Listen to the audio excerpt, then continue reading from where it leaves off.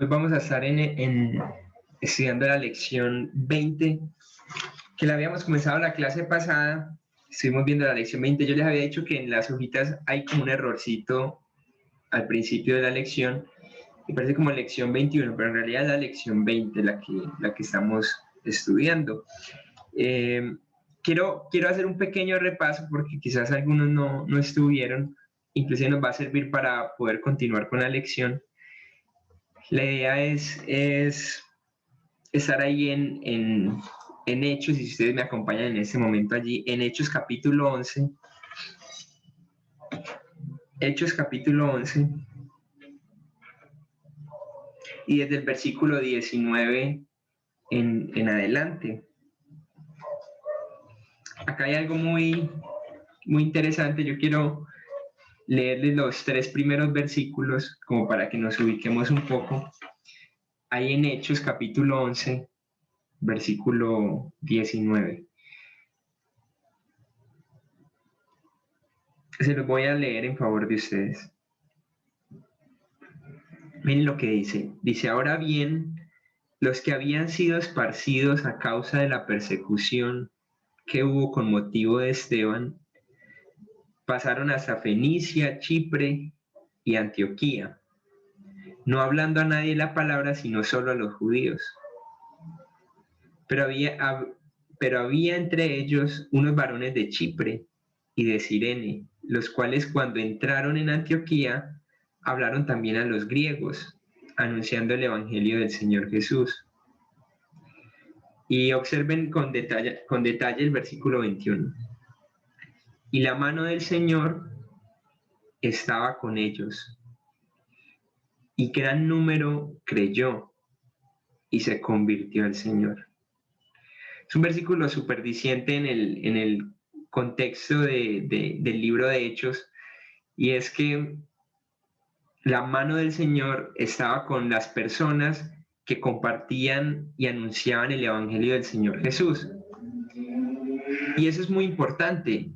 Es muy importante porque esto nos va diciendo que lo que estaba pasando en la iglesia primitiva era algo dirigido por el Espíritu Santo y era algo diferente a un movimiento o a una organización cualquiera. Entonces dice, la mano del Señor estaba con ellos, y miren lo que iba pasando. Dice, gran número creyó. Un número grande de personas que creyeron que creyeron ese evangelio de Jesús que se estaba anunciando. Entonces había gente en esos lugares donde acabamos de ver, Fenicia, Chipre y Antioquía, que simplemente estaban allí, y llegaban los discípulos, llegaban los que ahora seguían a Jesús, huyendo de una otra forma de la persecución, llegaban a ese lugar y empezaban a hablar y a decir, miren, hay un hombre Jesús, y a contar el evangelio de Jesús, que murió y resucitó y que ascendió a los cielos, ¿no? Y entonces ellos iban contando ese mensaje, pero la mano de Dios, la mano del Señor, dice, estaba con ellos, es decir, estaba en favor de ellos. Y gran número creyó. Y ojo a lo que sigue, y se convirtió al Señor. Entonces el versículo 21, si usted quiere marcarlo, es un versículo clave en lo que sería nuestro estudio del libro de Hechos.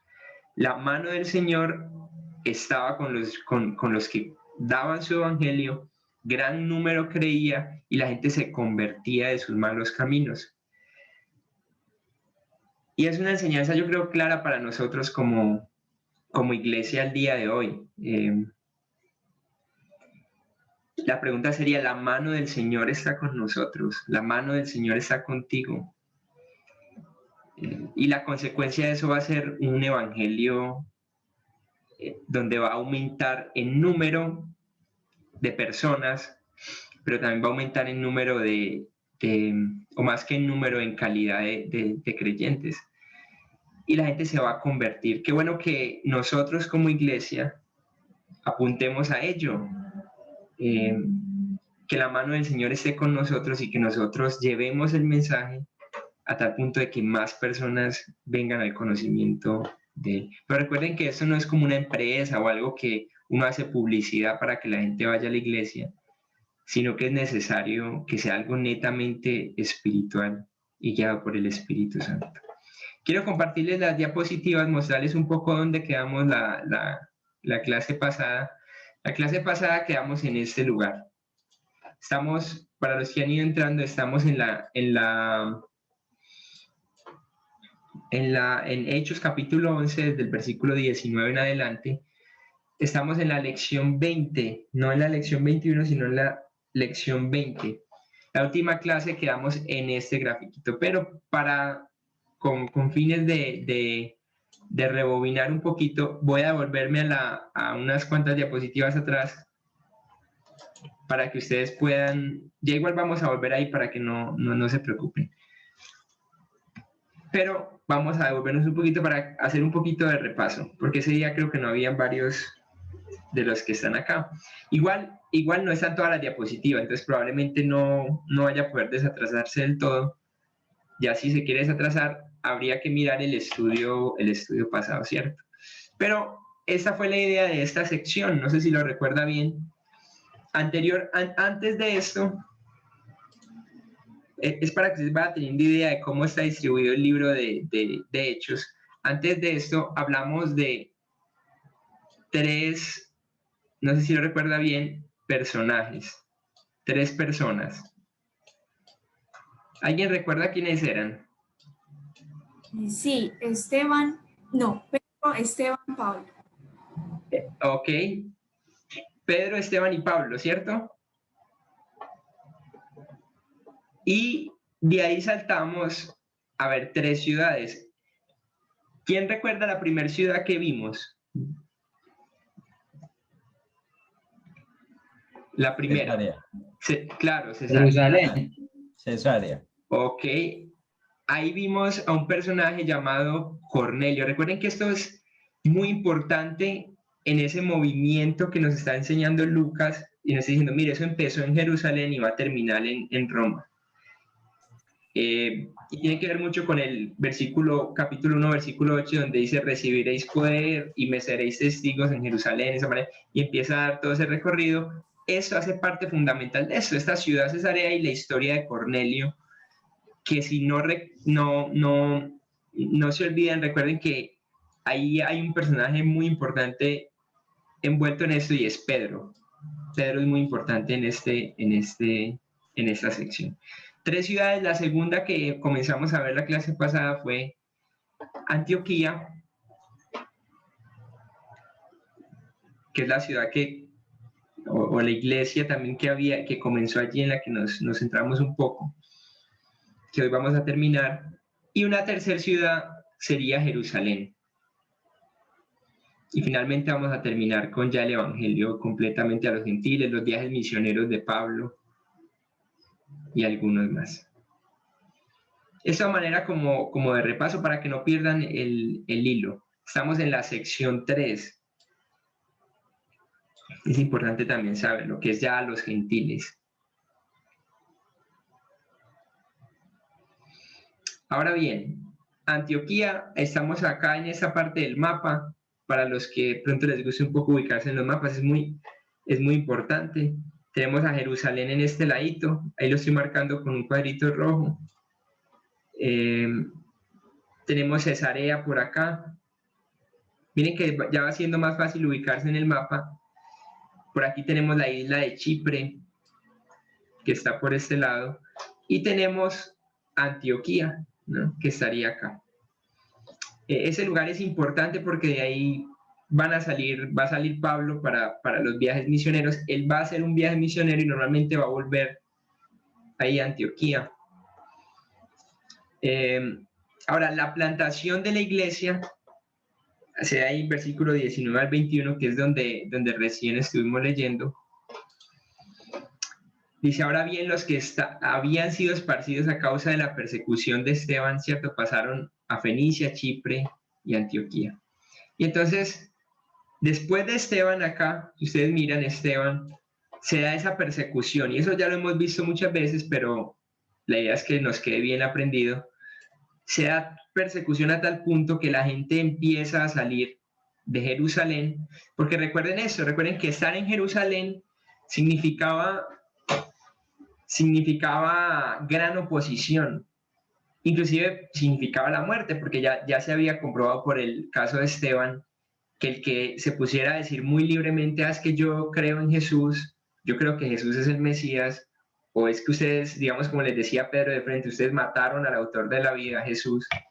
Es muy interesante que lo iban a matar o le iban a hacer gran persecución. Entonces las personas empezaron a salir, muchos hermanos empezaron a salir de allí y a regarse por todos lados, y entre esos llegan a Antioquía debido a la persecución. Comenzamos aquí tenemos el mapita como para que se ubiquen un poco mejor. Por aquí queda Corinto, por aquí estaría, entonces, bueno, Corinto queda por aquí, si no estoy mal, si mi memoria no me falla. Por aquí estaríamos con Antioquía, ¿cierto? Y aquí tengo como el recorrido que fueron haciendo ellos.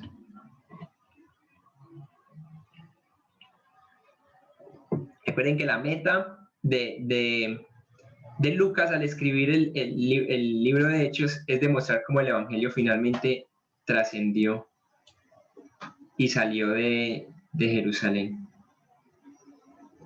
¿Cómo hizo el evangelio para salir así de poderosamente? Recuerden, más que una publicidad que haría Coca-Cola o que haría, yo qué sé, una gran multinacional, esto fue impulsado poderosamente por el Espíritu Santo. El Espíritu Santo fue el que impulsó esto. Una cosa es hacer las cosas en la fuerza humana, y otra cosa es hacer las cosas en el poder del Espíritu Santo. Y aquí el autor, en cierto modo, el que va guiando todo el hilo en Hechos, claramente es el Espíritu Santo, y sale la obra con poder. ¿Alguien iba a hablar, creo? No, ¿cierto? Sigo avanzando entonces. ¿A quiénes predicaron el Evangelio? Bueno, solo inicialmente a los judíos. Solo a los judíos. Ahora, después de solo ir predicando a los judíos, cuando llegaron a Antioquía, ahí sí hablaron también a los griegos. Recuerden que estamos haciendo un repaso para que pronto no crean que no. La idea es que esto ya lo vimos en la clase pasada, solo que quiero que lo tengan fresco para lo que sigue. Hablaron también a los griegos cuando llegaron a Antioquía. Las personas que hablaron ahí a los griegos eran personas que ya eran un poquito más abiertas y no eran tan cerrados como un judío típico de Jerusalén, ¿cierto? Esas personas eran un poco más abiertas y por eso le hablaron también a los griegos. El mensaje se esparció rápidamente y es como si... Es decir, yo pongo un ejemplo, no es como cuando, no sé a quién de aquí han tenido la oportunidad de robarlo o lo han robado, pero uno le cuenta la historia a todo el mundo. Yo recuerdo una vez que John Herrera cogió unos ladrones, él solo, con mi hermano y yo. Recuerdo que eso fue la historia que hasta el día de hoy esa historia perdura entre nosotros, porque tuvo un impacto muy fuerte en nuestras vidas. Y todos recordamos esa historia con mucha risa. Lady y todos los muchachos saben. Y nosotros la contábamos a todo el mundo, y es que el impacto que tuvo el evangelio en las personas fue tan grande y tan fuerte en la experiencia que tuvieron los discípulos con Jesús, verlo resucitar, ver los milagros que empezó a hacer la iglesia primitiva. Fue tan fuerte la experiencia con Jesús que ellos empezaron a contarlo naturalmente a la gente. No fue algo como impuesto. Yo podría llegar acá y decirles, hermanos, hay que predicar el evangelio, hay que ir y convertir gente, hay que ir y hacer algo así, pero realmente lo que va a prender el motor de una persona hacia compasión, hablar a otro, va a ser el impacto que se va a tener, en este caso, en Jerusalén, donde estuvo Jesús. El impacto fue tal, aquí en Jerusalén, como les estoy mostrando en la pantallita, el impacto fue tal que sus vidas quedaron marcadas. Inclusive los discípulos por ahí dicen, los apóstoles dicen, y nosotros no podemos dejar de hablar lo que hemos experimentado. No podemos dejar de decírselo a la gente, y con ese mismo pasión, inclusive arriesgando su vida, ellos dicen, es que este mensaje es digno de llevarlo a todo lugar. Y entonces, claro, también hablaron a los griegos, ya lo vieron como necesario, y dijeron, no, ya no solo a los judíos, ya también hablemosle a los griegos, que recuerden que el idioma de la época, como vimos al principio, era el griego. Entonces, todas estas personas entendían griego, y se empezó a hablar a los griegos. Vea, el evangelio es este y este, porque era imposible callarlo. Entonces, lo que Lucas va a resaltar con esto es finalmente el avance del evangelio, ojo a esto, fuera del judaísmo. Dice, no, ya el mensaje trascendió completamente y pasó de ser algo fuera del judaísmo. Y ahí llegábamos a nuestra gráfica que ahorita vamos a ver, donde se nos muestra el desarrollo de la iglesia en Antioquía. ¿Recuerdan a Bernabé, no? Dice que Bernabé, ahí estamos en la página, no quiero que se me pierdan demasiado, en la página 2, pero recuerden que yo me he salteado varias diapositivas. Y entonces Bernabé dice que es mandado de Jerusalén a Antioquía para apoyar la iglesia. Es como si de esta iglesia salieran para otra a apoyar una iglesia que estaba comenzando. ¿Cuál fue entonces la reacción de Bernabé, que estaba aquí en Jerusalén, cuando llegó a Antioquía? Bueno, dice que se regocijó y los exhortó, los animó. Eso lo vimos en la clase pasada.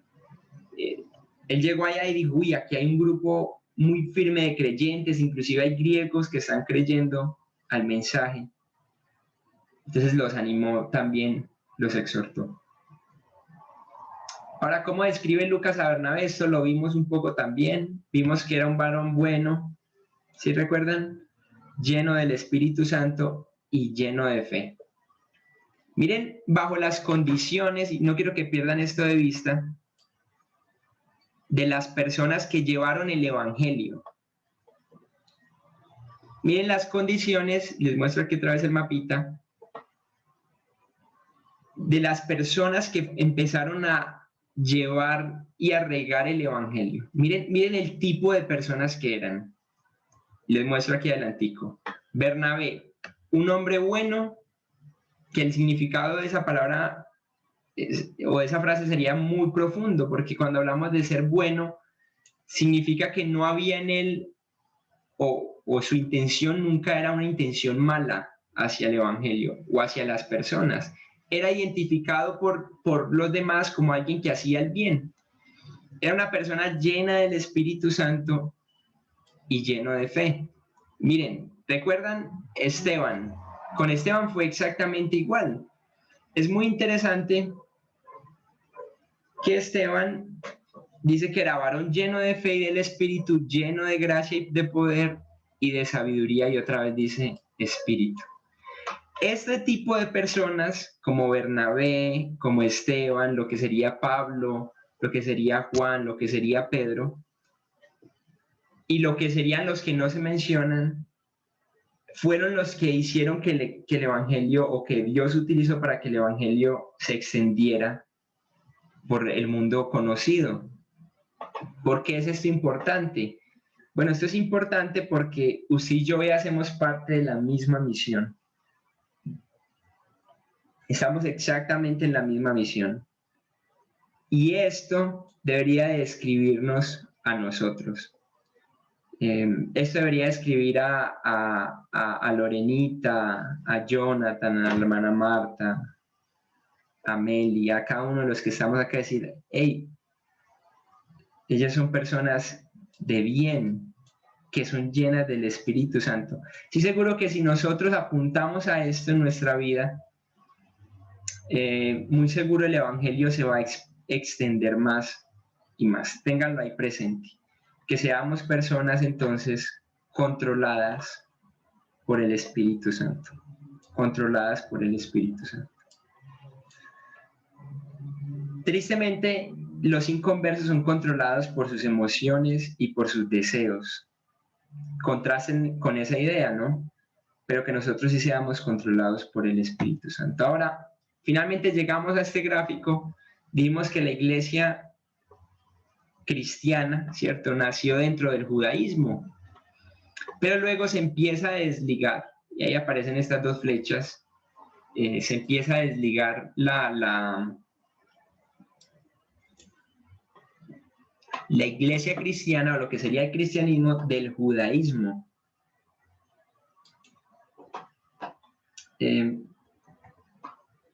Empieza a haber oposición del concilio de los principales líderes judíos. Recuerden que inicialmente Pedro y Juan mismo iban a la sinagoga a hacer las oraciones en el templo. Mire que inicialmente no era mal visto eso, porque estaba comenzando el cristianismo. Luego aparece la oposición del concilio y se va notando más esa brecha entre cristianismo y judaísmo. Muy probablemente se consideraba la iglesia o la gente que lo veía desde afuera, decía, eso es algo de los judíos, una secta misma de los judíos. Pero luego se empieza a desligar más. Cuando los judíos mismos matan a Esteban, entonces ya se demuestra que los judíos no estaban muy a favor de los cristianos o de los seguidores de Jesús, porque en ese momento la palabra cristiano no existía, ¿cierto? No se había mencionado. Pero capítulo 11, que es donde estamos hoy, dice que ahí en Antioquía, y a mí me gustó mucho esto, a ellos se les conoció por primera vez con la palabra cristianos. De ahí vienen nuestras raíces, hermanos.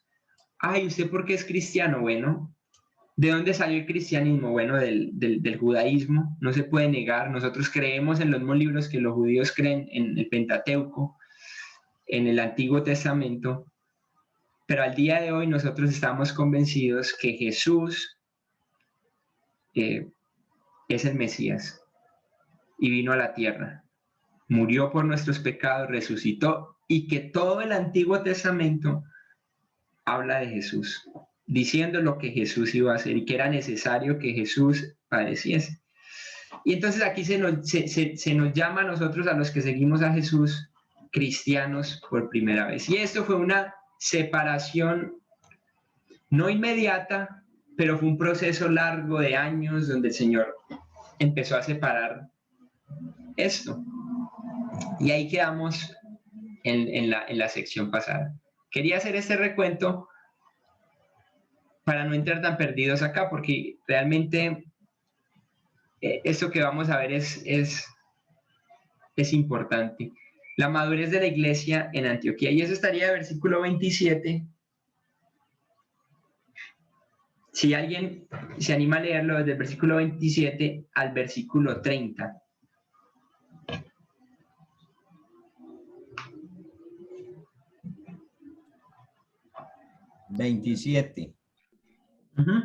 Al 30. En aquellos días, unos profetas descendieron de Jerusalén a Antioquía, y levantándose uno de ellos, llamado Ágabo, daba a entender por el Espíritu que vendría una gran hambre en toda la tierra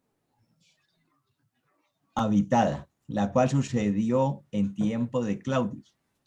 Entonces los discípulos, cada uno conforme a lo que tenía, determinaron enviar socorro a los hermanos que habitaban en Judea, lo cual en efecto hicieron, enviándolo a los ancianos por mano de Bernabé y de Saulo. Ok, es bien interesante de dónde venían los profetas, de qué lugar. De Jerusalén, ¿cierto? Leí los labios de Lorenita. Venían de Jerusalén. Y de ahí venían estos profetas, imagínense, salieron desde Jerusalén, llegaron a Antioquía. Dice que levantándose uno de ellos llamado Ágabo, daba a entender por el Espíritu, ¿no? Y él dijo, bueno, va a haber una hambre horrible en toda la tierra habitada. Y dice que eso sucedió en tiempo de Claudio. Entonces los discípulos, miren el versículo 29, cada uno conforme a lo que tenía, determinaron enviar socorro a los hermanos que habitaban en Judea. Y miren lo que está haciendo esa iglesia, ¿no? Es una iglesia real, relativamente nueva, pero esa iglesia se da cuenta que va a haber una necesidad. Miren qué interesante, la iglesia dice, uy, va a haber una necesidad, les es revelado por el Espíritu.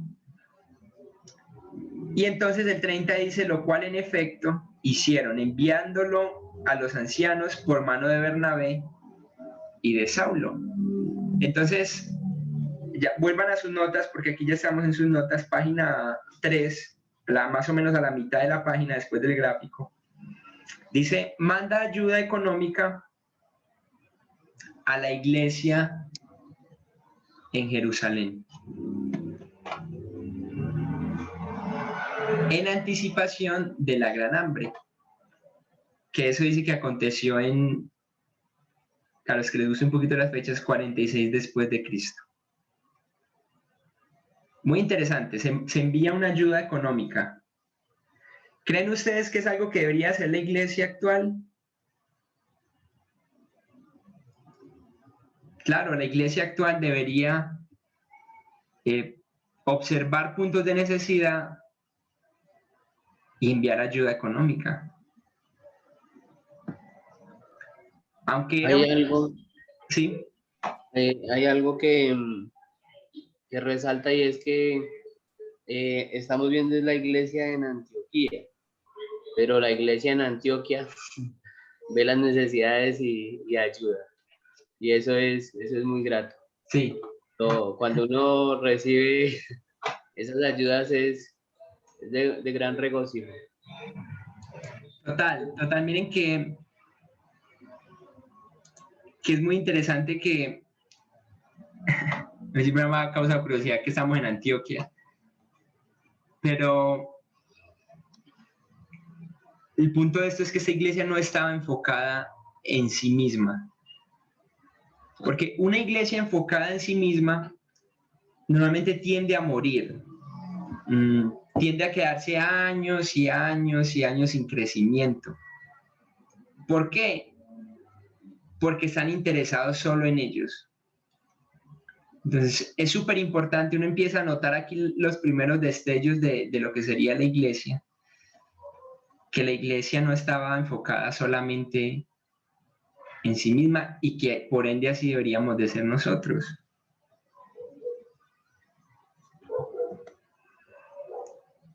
¿Recuerdan esto?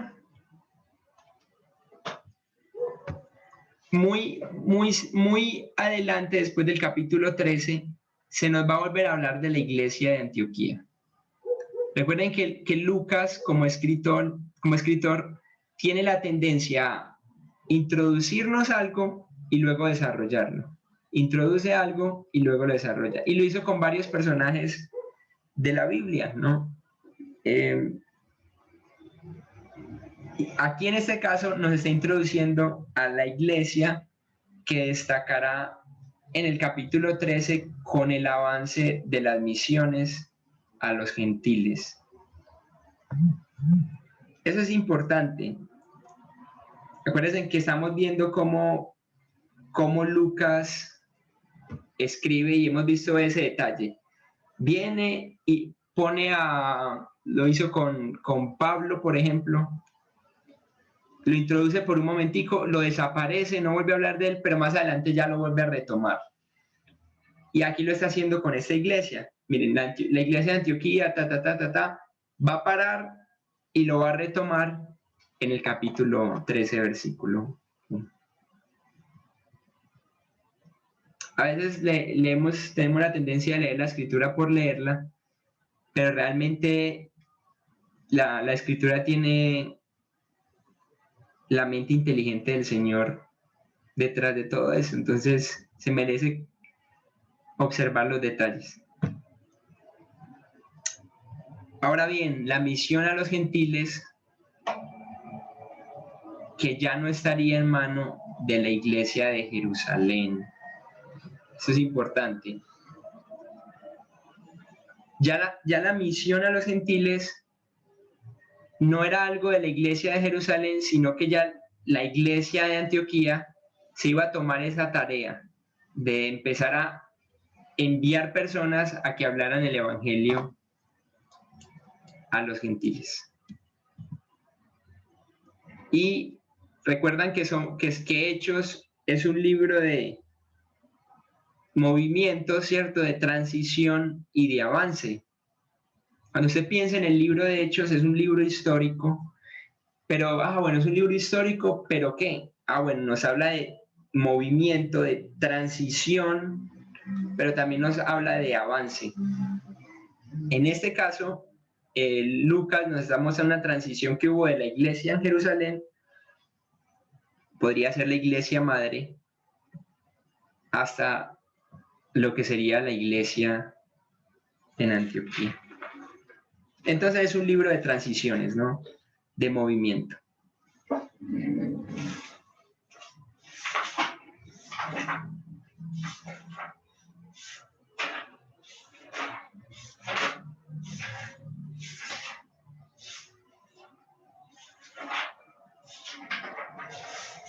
¿Van conmigo hasta ahí?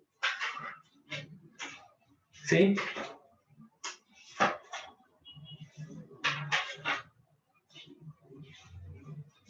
Movimientos, transiciones y avance. No olviden esas palabras con respecto al libro. De hecho, estaba mirando en qué lección está eso y eso lo tocamos un poco por ahí en la lección 6 para atrás, por si de pronto les interesa. Ahora, vamos al capítulo 12 de ahí de Hechos. Y quisiera pedirles a 3 personas diferentes, uno que lea del versículo 1 al 7, otro que lea del 11 al 16 y otro que lea del 20 al 23. Listo, entonces Juanito va a arrancar con la primera porción y luego otra persona que se anime del 11 al 16 y luego del 20 al 23. Capítulo 12 de nuestro libro de estudio, que es el libro de Hechos. Dale, Juanito. Del 1 al 7, ¿cierto? Sí, bro. En aquel mismo tiempo, el rey Herodes echó mano a algunos de la iglesia para maltratarles y mató a espada a Jacobo, hermano de Juan. Y viendo que esto había agradado a los judíos, procedió a prender también a Pedro. Eran entonces los días de los panes sin levadura. Y habiéndole tomado preso, le puso en la cárcel, entregándole a 4 grupos de 4 soldados cada uno, para que le custodiasen. Y se proponía sacarle al pueblo después de la Pascua. Así que Pedro estaba custodiado en la cárcel, pero la iglesia hacía sin cesar oración a Dios por él. Y cuando Herodes le iba a sacar, aquella misma noche estaba Pedro durmiendo entre 2 soldados, sujeto con 2 cadenas, y los guardias delante de la puerta custodiaban la cárcel. Y he aquí que se presentó un ángel del Señor, y una luz resplandeció en la cárcel, y tocando a Pedro en el costado le despertó diciendo: levántate pronto. Y las cadenas se le cayeron de las manos. Ok, gracias, Juanito.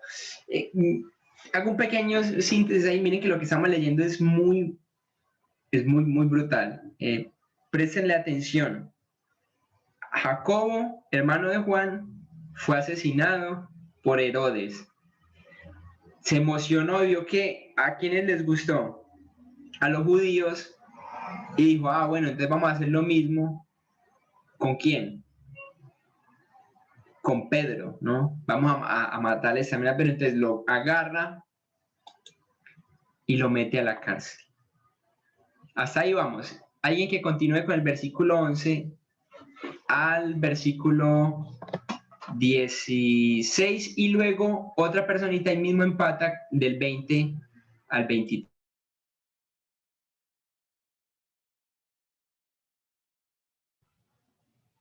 Luego, hermano.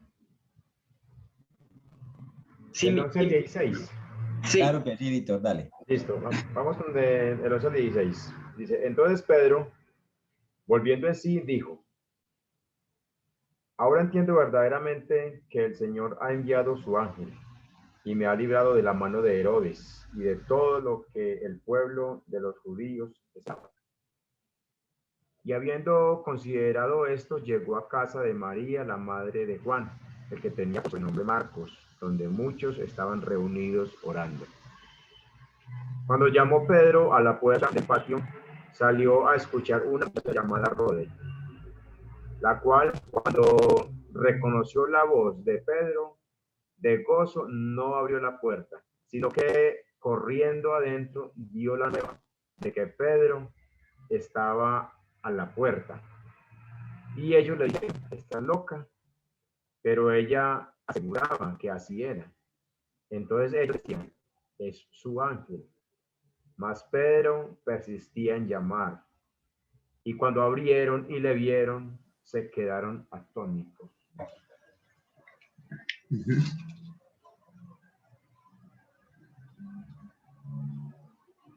Ok, versículo 20 al 23.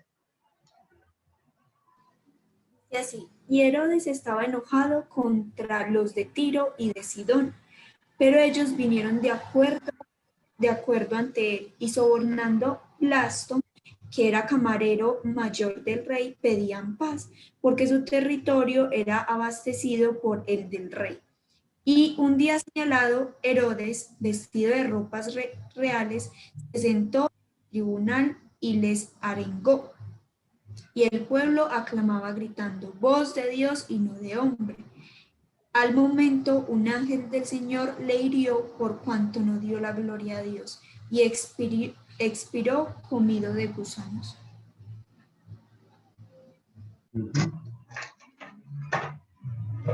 Qué interesante. Permítame por acá. Tenemos entonces los propósitos soberanos de Dios. Miren, pasa algo muy interesante, me llamaba la atención, y es, se menciona dos personajes, comienza mencionando dos personajes. Uno, Jacobo, y el otro, Pedro. ¿Sí o no? Eso aparece en los versículos que leímos recién desde el capítulo 12. Ahora dice que este Jacobo, decapitado por Herodes, es el Jacobo hermano de Juan. La escritura hace énfasis en eso. Y uno de los tres predilectos del Señor. No sé si recuerdan, pero siempre había un grupito. Pedro, Jacobo y Juan siempre iban con el Señor muy cerca, ¿no? Y el Señor los permitió a ellos experimentar cosas muy de cerca. Y uno de estos predilectos fue el primero de los apóstoles que derramó su sangre por la fe. Dice que no debe confundirse con Jacob, ¿cierto? El medio hermano de Jesús. Entonces él fue el primero de los apóstoles que derramó su sangre por la fe. Yo no sé si a ustedes no les causa un poco de escalofrío esto, pero me causa un poco hasta como que intenta ponérseme aguado los ojos porque aquí está un hombre que había experimentado a Jesús muy de cerca. Había estado con él, había visto los milagros de Jesús, había tenido un gran impacto por la misma vida de Jesús. Tanto así que estuvo dispuesto a morir por Jesús mismo. Y ahí está, uno de los predilectos del Señor, uno de su grupito pequeño, que él llamaba aparte para orar, uno de los que le mostró si no estoy mal, la transfiguración también. Y ahí estaba muriendo por seguir al hombre que había conocido unos años antes. El rey Herodes entonces mató a espada a Jacob. Pueden anotarlo ahí en su cuadrito. Mató a espada a Jacob. Tremendo, ¿no? Está muriendo alguien muy importante. Eso nos lo está relatando Lucas. Ahora bien, si ustedes miran a Pedro, dice que el Señor ha enviado su ángel. Miren que la historia continúa. Primero muere Jacobo. Dice que a Herodes le gustó, que todo el mundo se puso contento porque mató a Jacobo a espada. Y luego agarra a Pedro, porque Pedro también era ¿qué?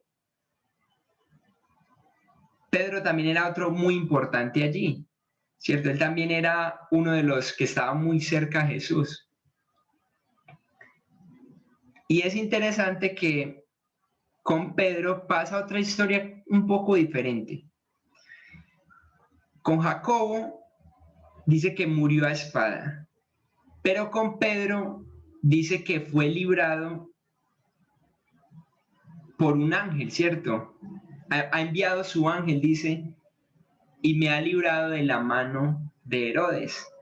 Entonces, en uno fue mártir, en el caso de Jacobo, y en el otro fue librado. En uno mártir, y en el otro dice que fue librado. Interesante.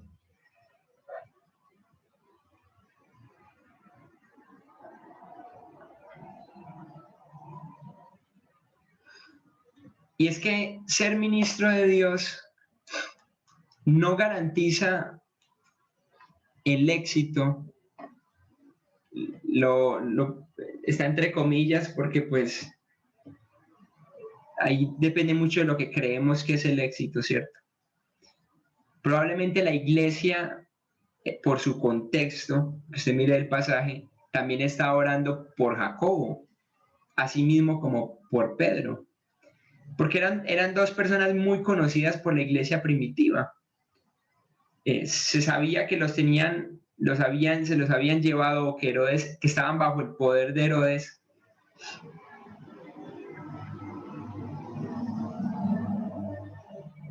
Y la iglesia estaba probablemente también orando por Jacobo.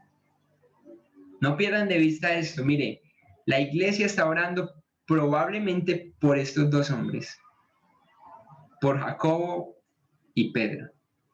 Ahora, uno muere. Normalmente nos centramos en Pedro y decimos, miren cómo Dios escuchó la oración de Pedro. ¿Y qué decir entonces de Jacobo? Y ahí es donde volveríamos a este título, y es los propósitos soberanos de Dios.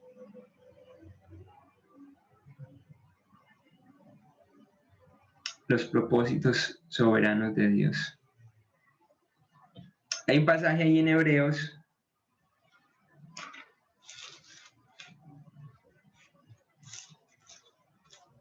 11:35, que lo voy a leer a favor de ustedes.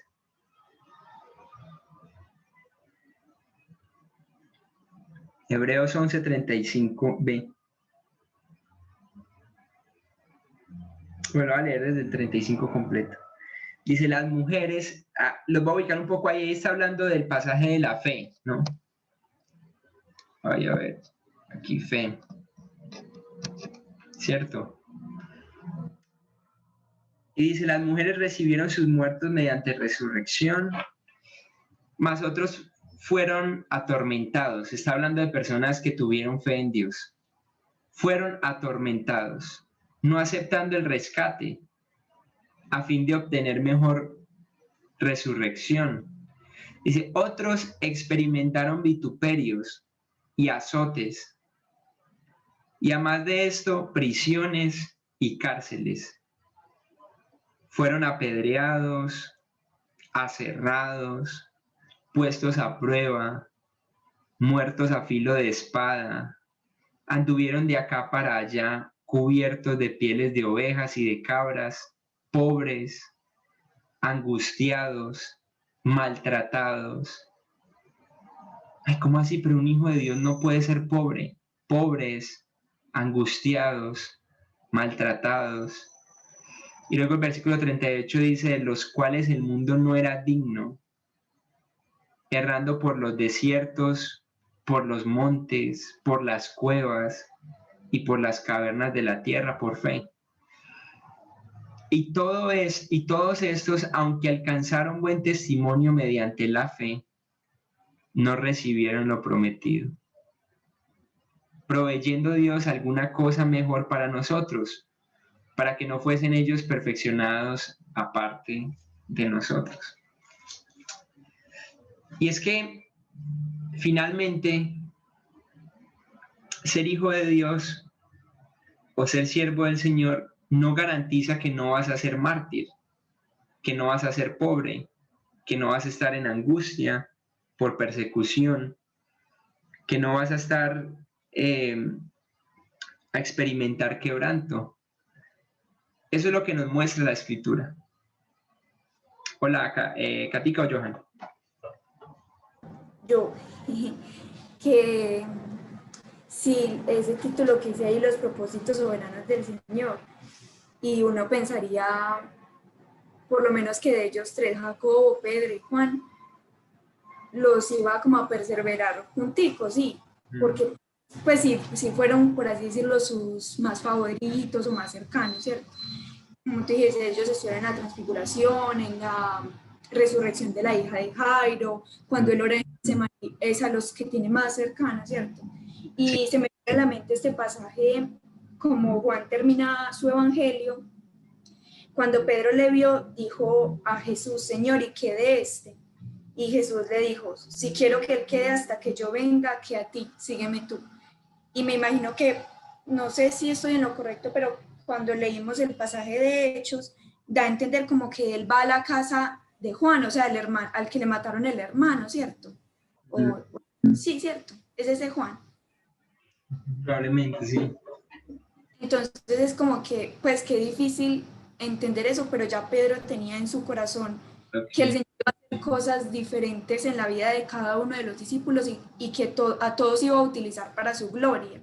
Pero pues en ese momento supongo que fue como de igual difícil para todos, pero es como llegar a esa, que ellos todos tenían ese mismo sentir o esa misma, no sé cómo explicarlo, como es, sí, ese mismo sentir de que el Señor se iba a glorificar en la vida de todos de manera diferente y que estar bien iba a estar más que bien para todos, entonces como que me impacta mucho eso. Gracias, Katica. Muy importante porque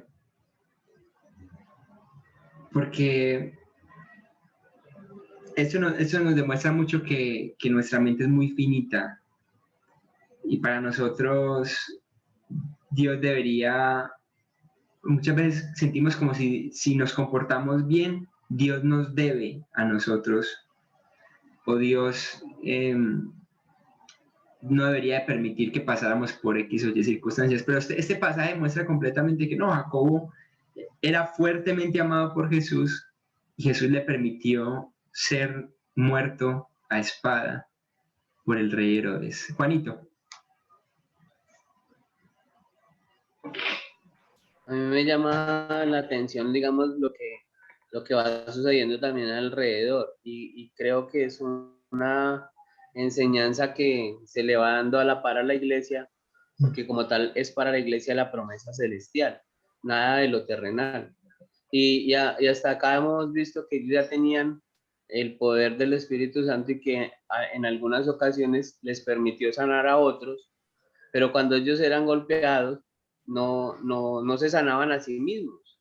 Entonces eso es muestra de que era algo transitorio, era algo pasajero, y que la iglesia sí iba a tener persecución, quebranto, dolor, pero que todo iba a ser momentáneo mientras que estuvieran en la tierra para ya recibir las promesas y las riquezas celestiales.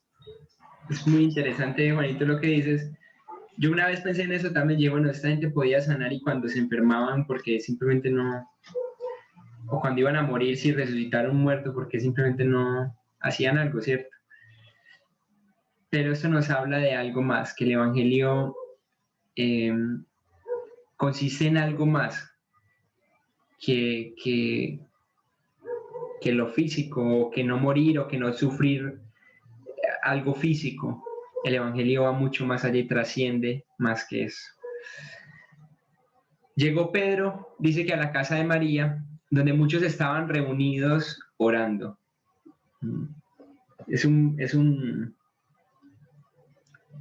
una nota súper importante en el versículo 12:12. Dice que estaban reunidos orando. Tan clara la escritura, ¿no? La escritura habla de que los creyentes se reunían a orar y que estaban ahí en la casa de alguien y se reunieron ahí y ahí empezaron a orar. Juanito. Me viene un pensamiento a la mente y es que, ¿qué pensaría Pedro después de que el Señor le pidió que orara una hora, velara y orara una hora con él, y se quedó dormido, y él después de vivir esa situación llegó y los encontró reunidos orando? ¿Qué pensaría? Total, total. La iglesia, el Señor Jesús, bueno, inclusive los discípulos mostraron mucho interés por aprender a orar y le dicen, Señor, enséñenos a orar, y el Señor les enseña, nos da una guía. Y todo momento demuestra esa habilidad de ellos, entre esos de Pedro, de los discípulos. Pero ahora llegar acá y ver que una iglesia, un grupo de hermanos de él, de hijos de Dios, estaban intercediendo en oración tarde de la noche por él. Impresionante. La iglesia entonces se reunía en oración.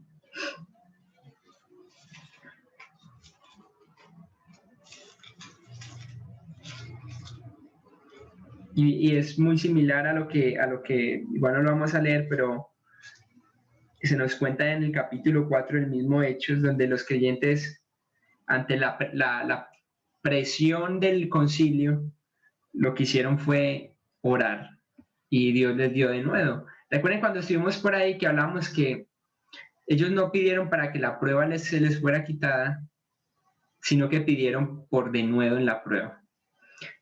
Que es una oración que podríamos hacer hoy en día. Muchas veces queremos que la prueba se quite porque duele. La enfermedad duele, las circunstancias duelen, pero a mí me gusta mucho esa petición que hace la iglesia ahí en Hechos 4 y es, Señor, tú extiende tu mano mientras haces señales y prodigios a nosotros, danos poder para hablar tu palabra. Mire sus amenazas.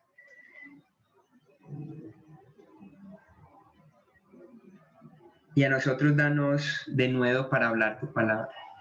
La condición más crítica que usted pueda estar físicamente, económicamente, no ore para que el Señor la quite. Ore para que usted tenga de nuevo en medio de lo que está viviendo. Nosotros los cristianos queremos quitarnos todas las dificultades de encima, que es exactamente lo que busca el inconverso. El inconverso busca su bienestar por encima de lo que sea. Y por eso él se quiere jubilar y por eso él quiere lograr la libertad financiera y tener el dinero suficiente para cubrir algún gasto médico.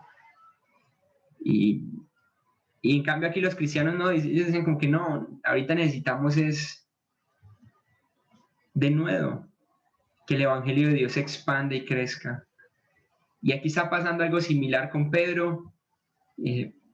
La iglesia estaba reunida en oración, orando por Pedro, orando probablemente por Jacobo. Jacobo muere, pero llega Pedro.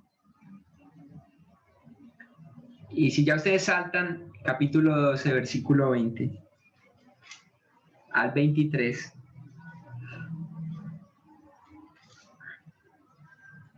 Dice que un día señalado Herodes, vestido de ropas reales, se sentó en el tribunal y les arengó. Y el pueblo aclamaba, voz de Dios. Esto es terrible, y no de hombre. Y él, en todo su máximo orgullo, recuerden el daño que había hecho.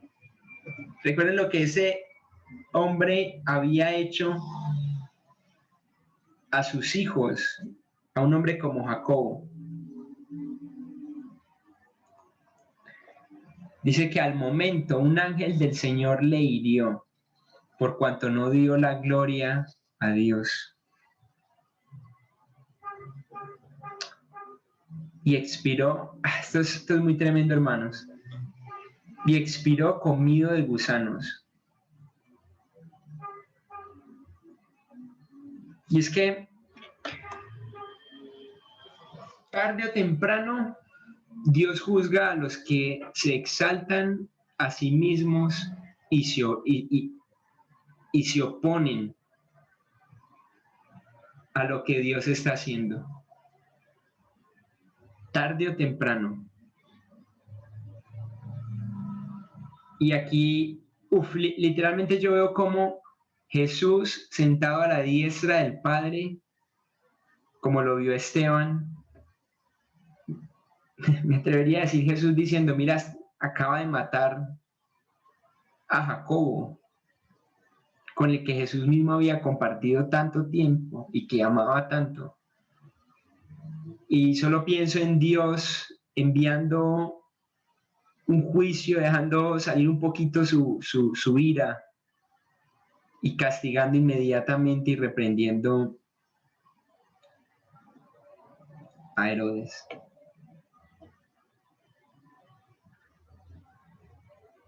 Así que Dios juzga a los que se exaltan a sí mismos y se le oponen.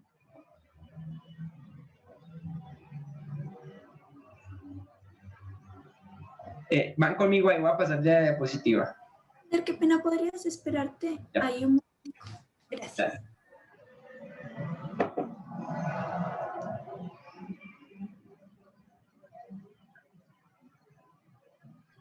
Qué tremendo, digamos, por ejemplo, pensar en tantos predicadores que se levantan así como lo que se acaba de leer hoy en día, ¿no? Y muestran en su gloria y su poder manejando, digamos, sectas, donde les prometen muchas cosas a quienes asisten allí, pero ¿cómo será ese castigo, no? Ellos van a recibir doble condenación. Y eso es algo que no alcanza uno a discernir, ¿no? Total. Sí o sí va a haber un juicio que la gente ignora. Pero, ¿Sí, no? pensaba yo un poco como, bueno, Dios, entonces, ¿por qué no haces lo mismo con los satánicos y la gente que está literalmente en contra de él, de Dios?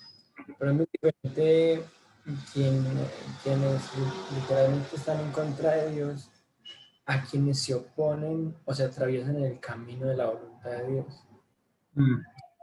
Es diferente, es decir, quienes se oponen y el injusto y la maldad está ahí, Dios sabe que está ahí. Pero otra cosa es que se le pongan en medio del camino de lo que él quiere hacer. Y eso es lo que pasó con Herodes. Herodes no solamente fue en contra de Dios, sino que se atravesó en los rieles del tren de la voluntad de Dios y fue atropellado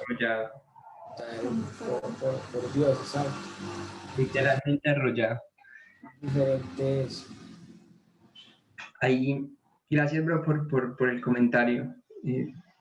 Por eso, lo mejor que puede hacer el creyente es unirse, montarse en el tren e ir con el tren, unirse a la voluntad de Dios. Eso es lo que vemos en la iglesia de Hechos. La iglesia de Hechos dijo, el plan de Dios, y lo que uno ve en Hechos, Dios llevando a cabo su plan. Capítulo 1, versículo 8, y me seréis testigos en Jerusalén, y van a recibir poder y ustedes van a ser testigos. Hechos dice, vea, miren lo que hizo Dios. Si avanzamos más allá de Hechos, unos 2000 años después, como al día de hoy, es la misma cosa la que está haciendo Dios. Es lo mismo. Está cumpliendo lo que lo que Él va a hacer, lo que Él quiere hacer. Y eso es muy, muy interesante. Es mejor unirnos a la voluntad de Dios que ser atropellados. Crecimiento. Miren versículo 24. Dice, pero la palabra del Señor, eso es precioso, crecía y se multiplicaba. La palabra de Dios crecía y se multiplicaba. Crecía, se multiplicaba. Multiplicar habla de un crecimiento no de suma, sino de multiplicación, de crecimiento fuerte, grande. Y eso estaba pasando con la palabra del Señor. Crecían en los corazones de las personas, crecía en el que más personas lo conocían, se multiplicaba. Y eso es lo que estaba viviendo la iglesia allí en Hechos. Entonces, quisiera finalizar con esta nota que me pareció muy bacana. Y es que el capítulo comienza con Jacobo muerto, Pedro en la cárcel y Herodes triunfando. Pero miren cómo se cierra. Permítame. Y miren cómo se cierra. Se cierra con Herodes muerto, Pedro libre. Y esto me causa demasiado gozo. Y la palabra de Dios triunfando. Esa nota me encantó. El capítulo comienza con Jacobo muerto, Pedro en la cárcel, Herodes triunfando, el mal triunfando, pero se cierra con Herodes muerto, Pedro libre y la palabra de Dios triunfando. Y así se va a cerrar el capítulo de nuestras vidas, así se va a cerrar el canon bíblico. Y es con el enemigo muerto, nosotros libres y Dios triunfando.